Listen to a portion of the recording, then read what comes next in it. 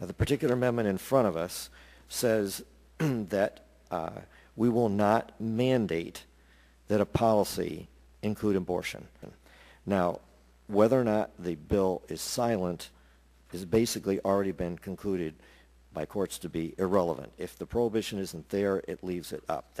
I think that Mr. Souder's amendment tilts the playing field, in my view, unwisely, by saying that a plan cannot be forced to cover this service. It seems to suggest in my mind that there's a tilt against covering the abortion service. I'm struggling with why this tilts it. All it is a protection so that nobody can be mandated. It's a legal medical practice, and by even having to talk about it. But I mean, we're not talking about having your tonsils out and whether you can or can't. It's all based on religious matters and ideas that different people have. They have every right for those ideas. Let them have an abortion or not have an abortion based on their needs, not ours. There's not a prohibition against abortion here, number one.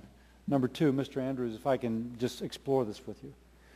The group health plans, after a certain point in time, will have to match the minimum benefit standard of the exchange. If the minimal benefit standard of the exchange establishes that it's going to pay for abortions, that will, as I gather, require all the group health insurance plans to pay for an abortion. It's not contemplated that the commissioner would either prohibit or not prohibit specific surgical procedures. The coverage would be for surgical procedures generally.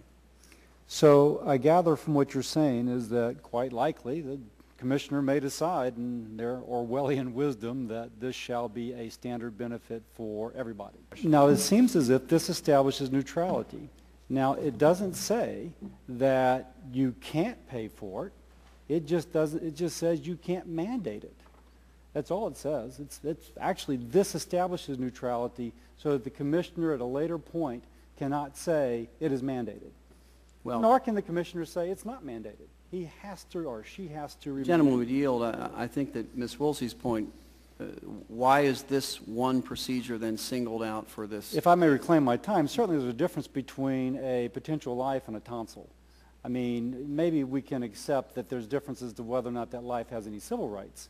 But the fact is, there is a difference between a fetus and a set of tonsils.